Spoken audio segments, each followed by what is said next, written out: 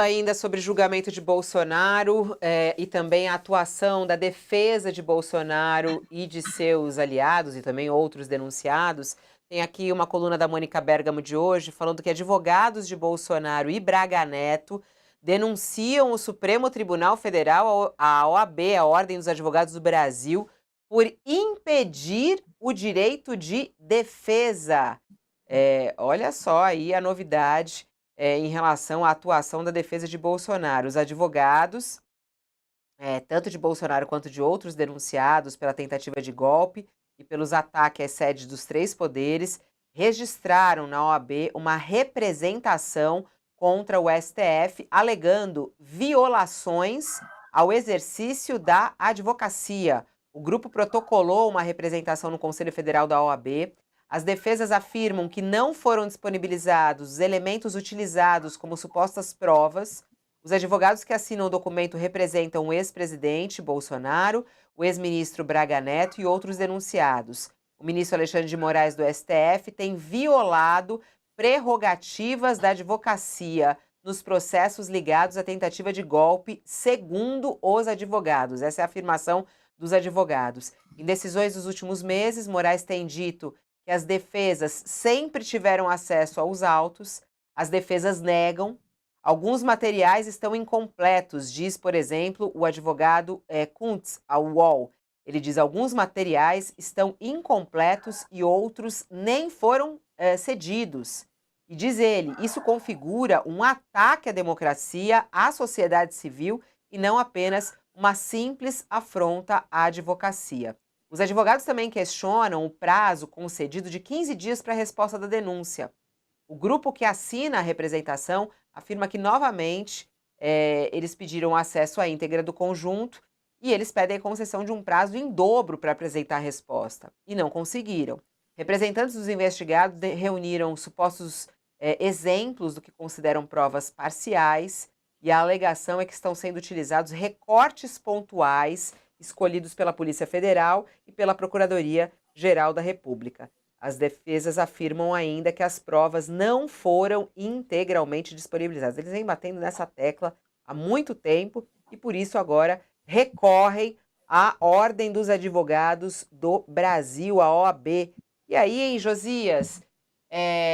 Tem aí você vê alguma ilegalidade? Tem alguma, vamos dizer assim, alguma razão a defesa de Bolsonaro a reclamar à OAB? E como que a OAB deve reagir a isso? Cabe à OAB, como uma entidade que representa a Corporação dos Advogados, eventualmente provocar o Supremo Tribunal Federal se considerar que são razoáveis as alegações dos advogados.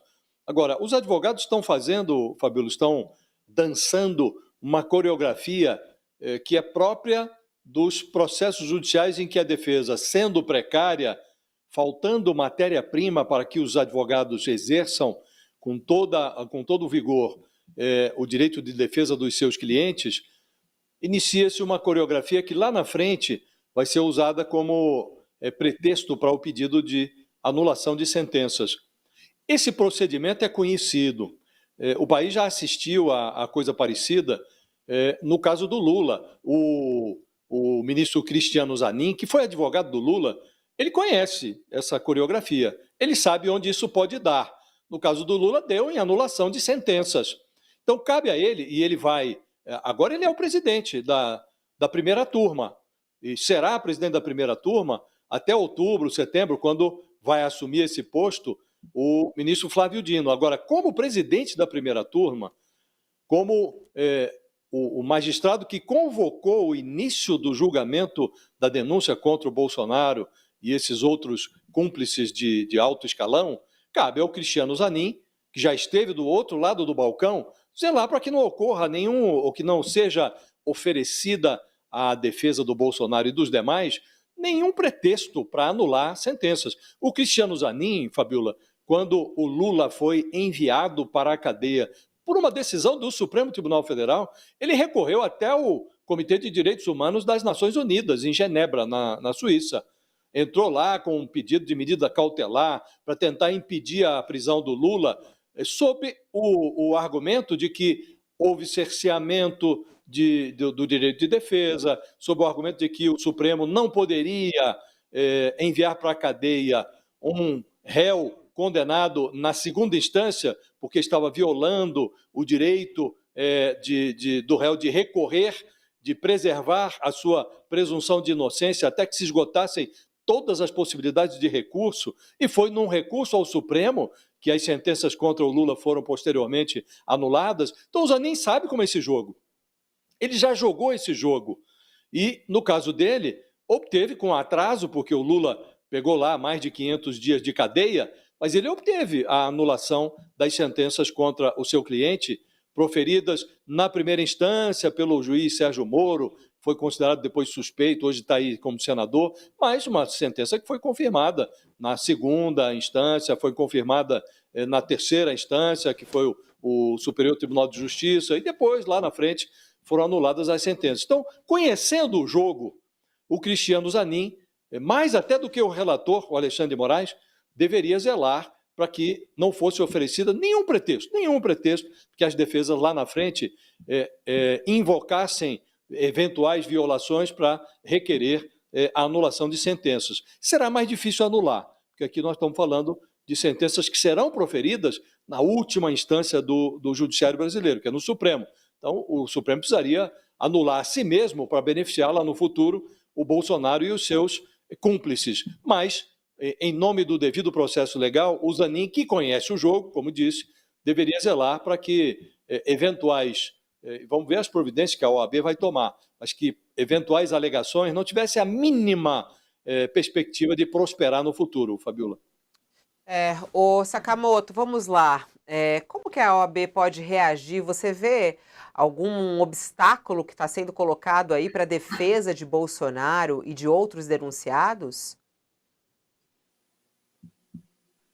Eu não tenho visto obstáculos à defesa, né? É um julgamento que está acontecendo de uma forma célere, só que todos os envolvidos estão com acesso às informações, estão com acesso aos autos, estão com acesso às provas, estão com acesso aos dados, né? E eu concordo com o Josias, né?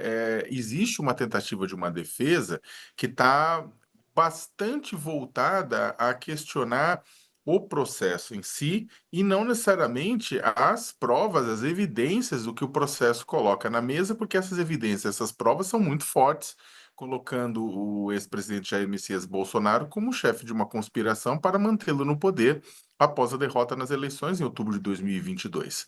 Né?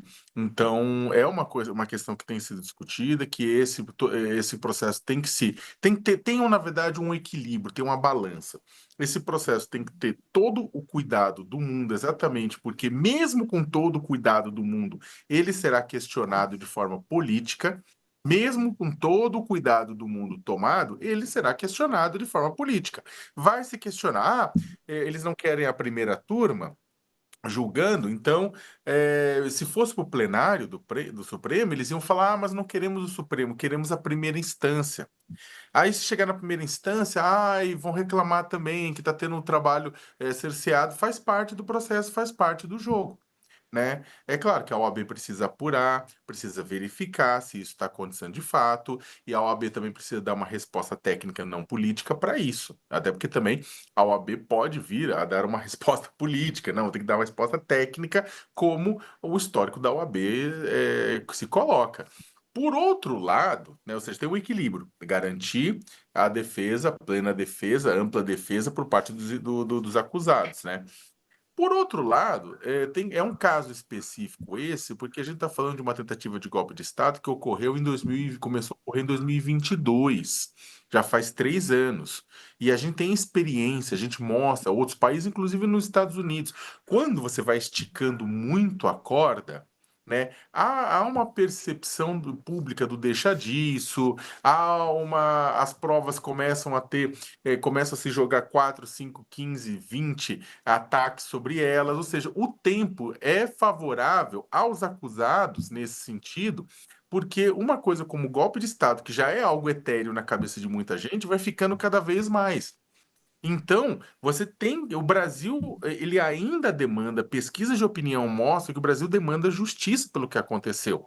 Só que com o tempo passando, isso vai ser atropelado por outras prioridades, e inclusive essa questão, essa demanda por justiça acaba se tornando uma coisa acessória. Então é o seguinte, o Brasil não pode perder essa oportunidade, não é de condenar A, B ou C, mas de julgar uma tentativa de golpe de Estado, que vai ser útil não apenas para punir os envolvidos, né, mas é para garantir que o futuro do Brasil seja um futuro de democracia, para que coisas como essa não voltem a acontecer. Então a gente precisa ter um julgamento célere, que ainda tipo dê resposta a uma demanda da sociedade a respeito do que aconteceu, sem que a sociedade esqueça o que aconteceu. Mas, por outro lado, também garantir os direitos dos envolvidos. Eu acredito que, por enquanto, você tem garantido isso. Se a OAB tiver alguma demanda, que coloque ao Supremo Tribunal Federal.